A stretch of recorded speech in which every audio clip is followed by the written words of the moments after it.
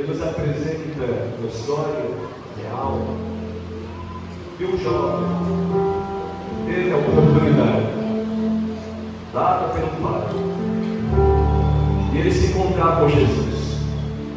Claro que isso não é pouca coisa, é muita coisa, muita coisa. Pastor, houve salvação aqui, até o texto para essa palavra não dá para identificar a salvação. Ele teve a oportunidade e conversou com Jesus. E ele começa, parece que começou muito bem, mas não começou muito bem. Ele chega para Jesus dizendo: bom mestre, o que esse rapaz acabou de falar, pelo amor de Deus? Jesus faz uma pergunta para ele: por que me chama bom? Por que me chamas bom? Ninguém há bom senão um, que é Deus. Jesus não está proibindo as pessoas que chegaram a sair dizer que ele é bom, porque ele se fez homem. Não é isso. Mas ele quer saber o porquê. Por que você me chama de bom? Infelizmente, através do texto, nós descobrimos que esse rapaz não conheceu quem era Jesus. Ele estava diante de alguém que era capaz de lhe conceder algo em todos os sentidos e aspectos superior àquilo que ele tinha. Mas ele não entendeu, continuou vazio. Ele não compreendeu, continuou infrutífero. Ele não creu, continuou perdido, continuou sem salvação. Muito embora Jesus estivesse dizendo para ele o seguinte: olha, já que você faz tudo isso que você está dizendo aqui, já que cumpre as regras da religião atual, já que guarda os mandamentos, só falta uma coisa: vende tudo quanto tens, reparte com os pobres e terás um tesouro no céu. Há quem diga que Jesus não está falando sério. Não, Jesus não quer dizer isso, não. Jesus não está falando nada disso para que ele de fato vendesse o que ele tem. É o que o texto diz. Mas a questão que é: quem estava falando para ele? Vende tudo como tem, reparte os pobres, terá um tesouro no céu. Quem estava falando com ele? O Filho de Deus. É verdade. Era isso que Jesus queria. Não, Jesus só estava testando. Isso é real. Mas o senhor sabe disso. Olha o tamanho da promessa. Você vende esses negócios que você tem ali, se livra dessa riqueza, e eu te dou uma verdadeira riqueza. Eu te apresento um verdadeiro tesouro. Essa riqueza que o rapaz tinha, o ladrão podia roubar. Com o tempo isso se desgastava. Quando ele envelhecesse e morresse, acabou, ele não ia levar nada, irmão. É transitória, é passageira, é temporário, isso é chamado de vanglória. O que Jesus apresenta para o jovem rico é eterno, é verdadeiro, é real, ninguém mira, ninguém rouba, não se desgasta com o tempo, é glorioso. Claro, glorioso para quem conhece. Ele precisava conhecer Jesus. Jesus lhe apresenta um tesouro. Agora veja a diferença de alguém que não crê, diferença para o que crê. Ou melhor, a diferença de quem crê para aquele que não creu. Capítulo 19, nós temos um homem rico. Olha a atitude desse homem. Porque o problema não é a riqueza, o problema é como está o coração. O que o coração está enxergando? No que esse coração está crendo? O que esse coração está buscando? O que ele está querendo, de fato? Quando Jesus ia passando, entrando em Jericó, ia passando, eis que havia um homem chamado Zaqueu. E ele era um dos chefes, ou melhor, ele era chefe dos publicanos. E a Bíblia diz que ele era rico. No verso 3, procurava ver quem era Jesus e não podia, por causa da multidão, pois era de pequena estatura. Mas o rapaz era rico. No seu coração ele desejava ver quem era Jesus. Certamente ele ouvia falar acerca dele e já vivia. Quando ele vê a multidão, ele encontra uma oportunidade. A oportunidade, por ele ser rico, quem sabe poderia ter se ensoberbecido e ousado dizer: eu tenho um direito, sou rico, quero conversar com ele. Não, ele não se aventura nisso. Nesse momento, o coração dele não está na riqueza, ele deseja ver, conhecer, saber quem é Jesus. E aí ele quebra protocolos. O cara era rico, padrão diferente, mas ele está dentro do padrão da riqueza dele. Ele sobe, se apressa, corre, sobe uma figueira brava para o ver, porque havia de passar por ali. Glória a Deus. Como é bom quando a gente crê. Como é bom quando a gente conhece Jesus. Como é maravilhoso quando Jesus é a causa da nossa alegria, quando Ele é a motivação do nosso viver, quando Ele é a razão da nossa existência. Como é bom, como é bom, como é bom. Você não se põe com desculpas, mas você passa por cima das barreiras, dos obstáculos, para agradar a Ele, para fazer a vontade dEle, para estar mais perto, mais junto, unido a Ele. É muito compensador. E esse homem rompe as barreiras. E a palavra diz que quando Jesus chegou àquele lugar, olhando para cima, viu e disse: Zaqueu, desce depressa, porque hoje me convém pousar em tua casa. Glória a Deus. Que maravilha. Com certeza Jesus surpreende esse homem, porque ele não esperava tanta honra. O coração do homem ficou fervendo. Eu não sei se você consegue imaginar como ficou o coração do Zaqueu. Mas vamos descobrir o nível de felicidade. Vamos descobrir o nível de alegria que ele sentiu, de gozo. Que é isso que todo crente, todo homem, toda mulher que aceita Jesus precisa sentir. Porque se você sentir, você entrega tudo para Ele. Se você sentir essa alegria ao aceitar Jesus, você não vai ter dificuldade nenhuma em largar o mundo para ficar com Cristo. Mas não vai mesmo. Olha o que esse homem faz. Jesus não pediu, mas ele faz. E apressando-se, descendo, recebeu com júbilo. Recebeu como? Com júbilo. Zaqueu não recebe Jesus em casa. Eu vou receber só porque eu estou doente, minha esposa está doente, precisa da cruz. Não recebi em casa. Eu vou receber o motivo porque eu não quero ir para o inferno, eu queria ir para o céu, então provável de escape aqui para me escapar para o inferno. Para o céu. Não, aqui acontece algo diferente. Acontece algo completamente diferente. É aquilo que a gente precisa no século XXI para não se deixar levar pelo século, ou melhor, pelo Deus deste século.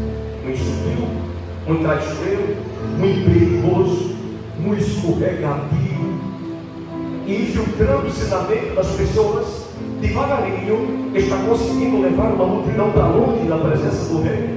E as pessoas começam a buscar felicidade em outras coisas.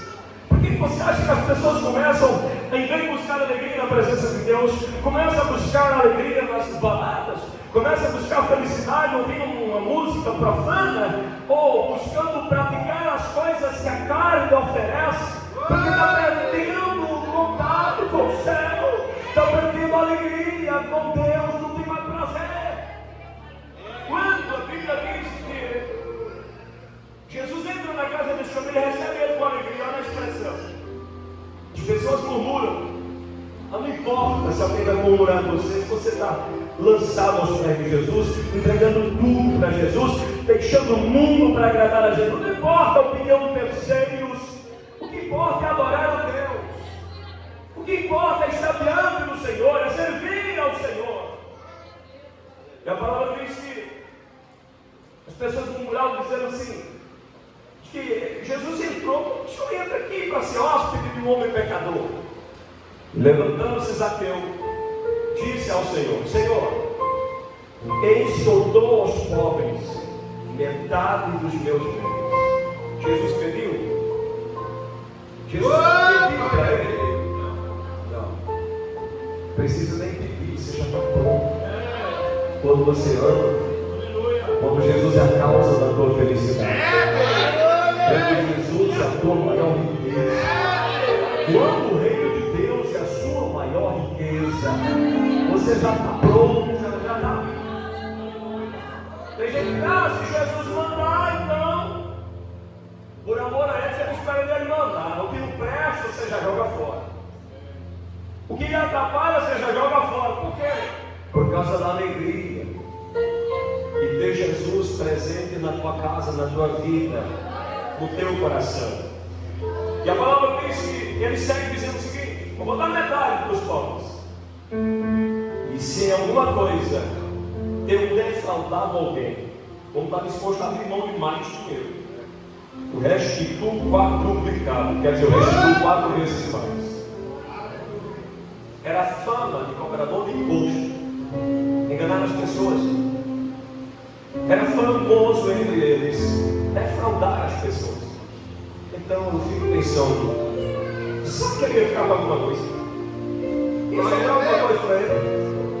Mas ele estava disposto a agradar aquele que lhe causa tanta alegria e gozo de prazer. Ele encontrou um tesouro maior do que a sua riqueza.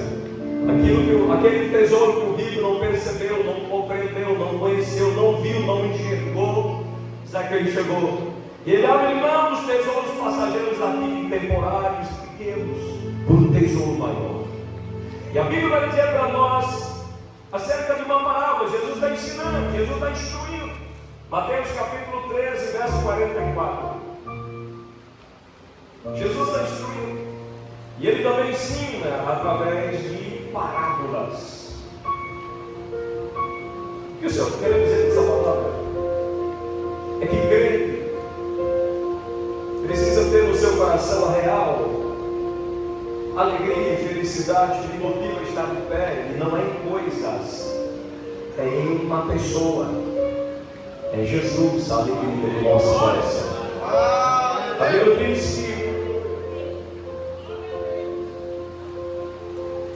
verso 44, também o reino dos céus é semelhante a um tesouro escondido num campo, que o homem achou e escondeu.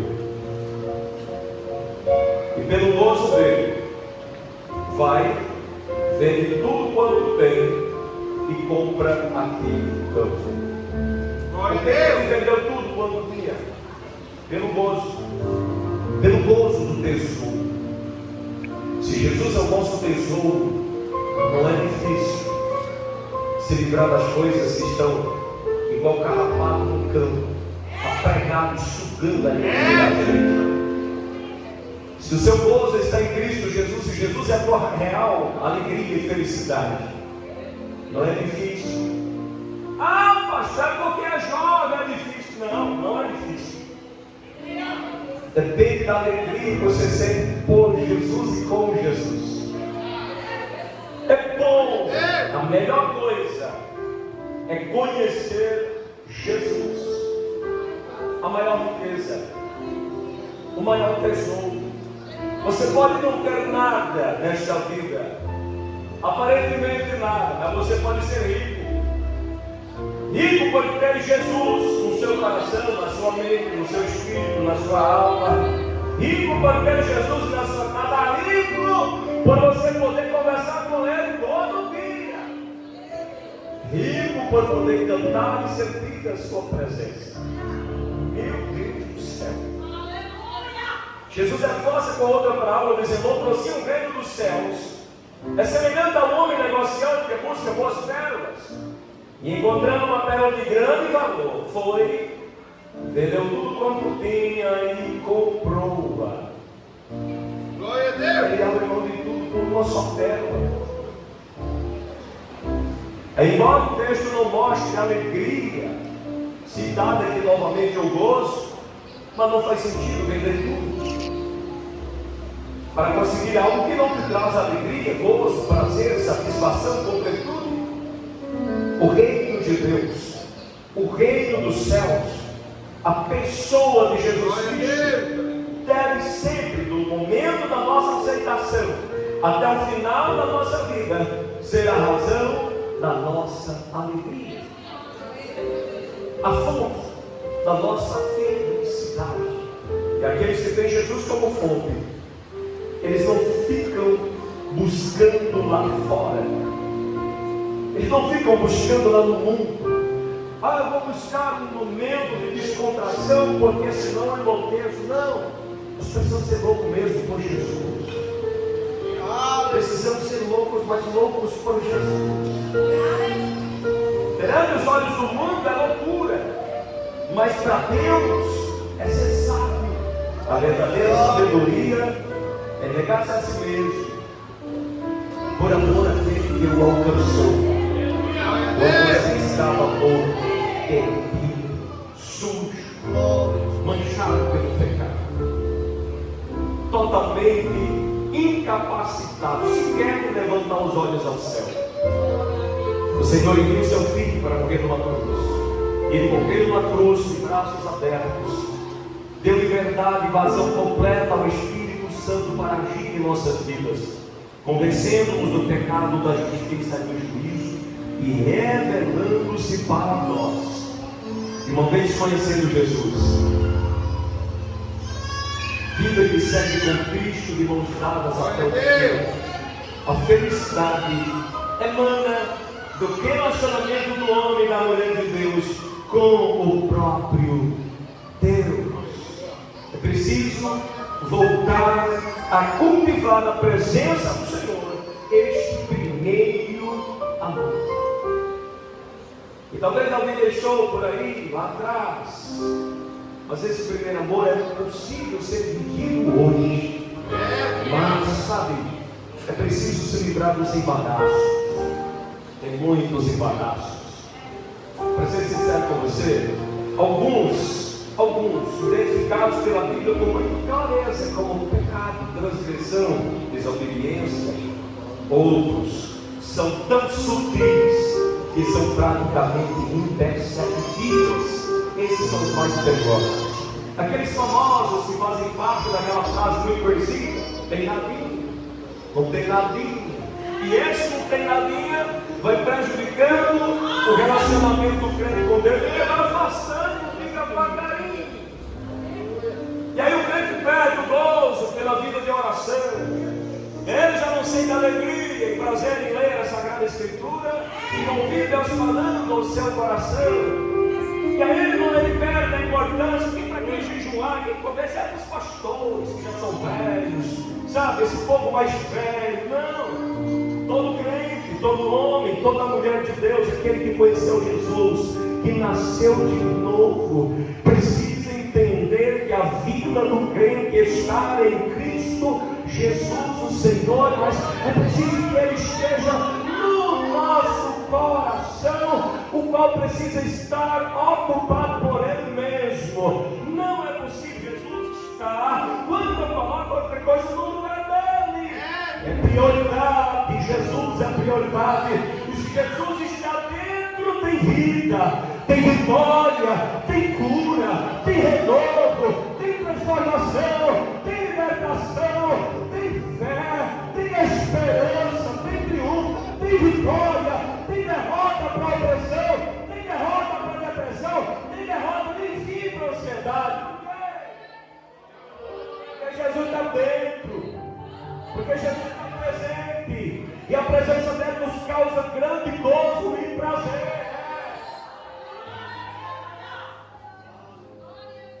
E a presença dele não depende de nada externo. Às vezes as coisas estão tão difíceis, as lutas são tão grandes. Talvez você olhe assim: pastor, sua vida é tranquila demais. É porque eu não gosto de ficar chorando, sabe? Até que poderia dar ore comigo, pelo amor de Deus. Mas é um chororô nos pés de Jesus que só Ele quer ver. Dá graça aqui, Jesus, segura na mão. Aí o vento se levanta do norte, Jesus, lá vem Levanta outro do sul e agora, meu Senhor. Do norte, do sul, leste, oeste. Aí tem uma porta aberta do céu que nunca se fecha. Deus segura aqui na mão. E no meio do vendaval, Ele é a nossa calmaria. Ele não deixa o barco afundar. Ele está vindo, Ele está presente. É vitória, é na presença de Deus. É vitória, é na presença de Jesus. É vitória, cultiva a amizade. Cultive, pelo amanhecer do dia. Passa o dia inteiro, aí entra pela noite. Não importa que alguém chame você de andorinha de igreja ou barata, não importa.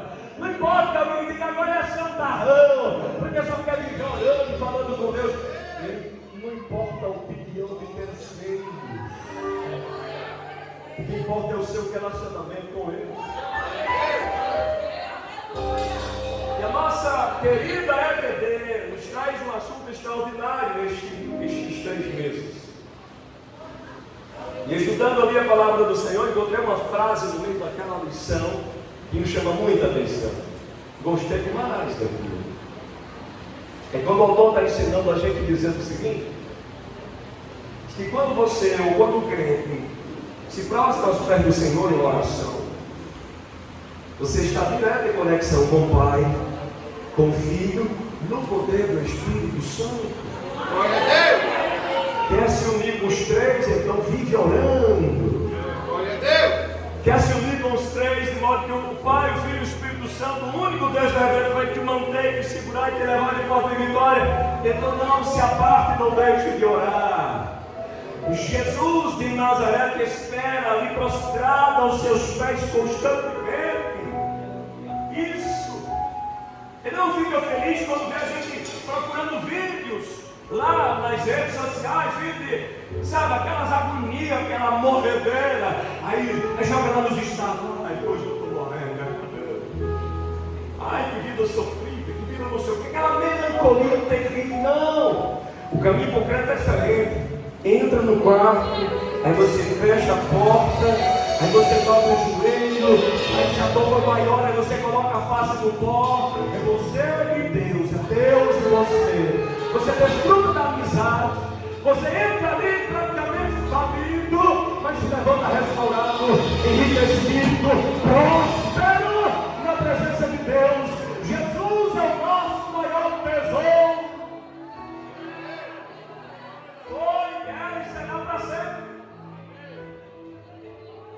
Eu ia pensando no caminho enquanto o irmão Zé dizia, o carro, a gente estava vindo, eu ficando, voltando no tempo, que meu Deus, por que os crentes abriam mão de tantas coisas que parecia loucura, que a gente hoje chama de, a gente dá uns montes lá, diferentes hoje, no tempo moderno. Glória a Deus. Esses crentes abriam mão de tudo isso, com tanta facilidade. Que é tão fácil dizer assim, não, telinha, não, TV. Porque não é tão difícil. O calor que estava proposto. A alegria era maior. Porque aquilo poderia ser chamado por alguém como perda. Glória a Deus. Pense num cidadão viciado em TV, irmão. Ligava de manhã cedo, desligava 10h30, 11 da noite, minha mãe brigando muito.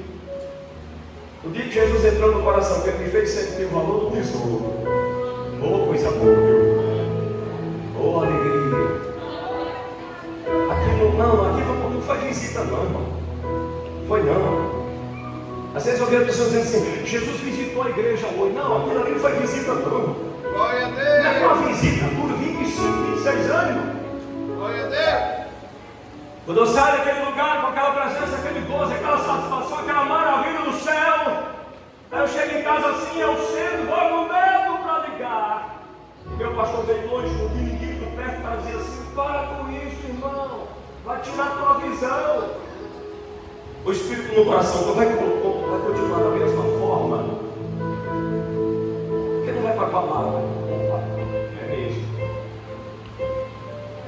Alguns dias depois eu olhei para minha mãe e disse: mãe, vamos fazer alguma coisa aqui? Vamos pôr fora essa TV e aí a gente consegue uma bicicleta. Porque a bicicleta eu consigo ir para o culto. Glória a Deus. E nela eu não consigo. Daí eu perco os cultos. Minha mãe pôs embora. Sabe qual o nível de saudade que eu senti dela? 0. Por que, pastor, o senhor não sentiu falta? O senhor ficou melancólico, depressivo? Eu não. Chegava na roça, limpando mais, catando feijão, entrava num armazém velho, cheio de cano de motor, de rato, todo mundo. Botava a face no pó e dizia: Jesus, eu não sei orar ainda não. Eu queria aprender a orar, eu queria que o Senhor me ensinasse a orar. Eu nem sabia que eu já estava orando. Porque a oração não é mecânico. É abrir o coração e falar sempre. Se está feliz, Deus, obrigado, eu estou muito feliz. Mas se está triste, Deus, eu estou muito triste hoje, alegre meu coração, minha alma. Se pegou Deus, eu peguei. Me levante, eu me restauro de pé. Você é do teu Espírito Santo. E aí, quando eu coloquei no lugar da TV, a oração, aí foi crescendo intimidade, e comecei a ouvir Jesus falando do coração. Aí eu disse: sabe uma coisa? Eu vou dar mais aquela mulher, Jesus. Deixa eu dar mais ela. Eu não quero ficar em casa mais não. E ainda hoje existe algumas pessoas, quando a gente vai sair para a obra de Deus, às vezes são 5 quilômetros de mata para chegar na congregação. Alguém na hora diz: não vai não, é perigoso. Essa semana pegou uma gripe, uma virose, a garganta faliu, quase que fale tudo. Era febre, era dor por todo lado. Chegou a hora de ir para o culto, de ir ministrar a escola bíblica, lá em Barra dos Vai. Eu disse: não vai, não, você está louco. Alguém até falou no Senhor e disse assim: eu vou ligar para o pastor, perguntar se precisa disso. Eu disse: não é questão de precisar, ou deixar de precisar. É porque como é que eu vou ficar dentro de casa? Aleluia. Porque tem uma chama aqui dentro, um negócio que queima, cara, que disse: vai lá, leva a minha palavra para ele. A irmã grita, mas eu não vou para lá, e a irmã grita, me convidar todo mundo para lá. Vem cá, nós estamos subindo agora, desça. Pastor, eu não vou não, estou com a garganta rindo, estou com febre, tudo vai com Deus. Eu estou em 10 quilômetros, você desce 8. E nós se encontramos a porta agora. Mas vai com uma bênção. Se você cultivar amizade com Jesus, pode ter certeza que vai dar certo. Agora, se a gente tratar Jesus igual a gente trata farmácia, pensa um fracasso grande. Por que, pastor? Porque a farmácia, você só lembra dela na hora que está doente. Obrigado, meu Deus. Se a gente tratar Jesus como a gente trata uma farmácia, só vai lá quando está pior, mal, que não deu certo nada, eu vou lá comprar remédio. Eu lembrei com esse jogo lamentável. Deus é diferente. Deus não é supermercado que eu só vou lá quando eu estou com fome. Não é loja de conveniência para satisfação do meu ego. Mas se você quer vencer, quer vitória, é nos pés de Jesus. Glória a Deus.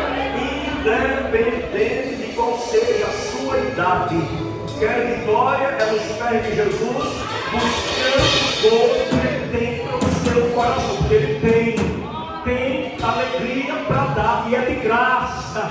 Você não paga R$1, é de graça, é felicidade duradoura. Então, olha se é necessário.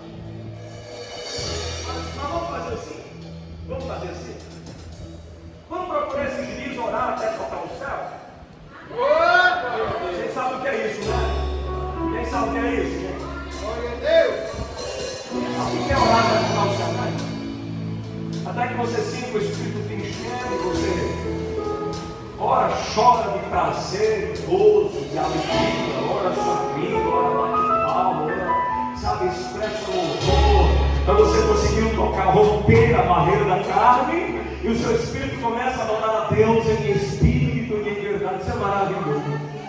Vida com abundância está na presença de Jesus. Que Deus abençoe.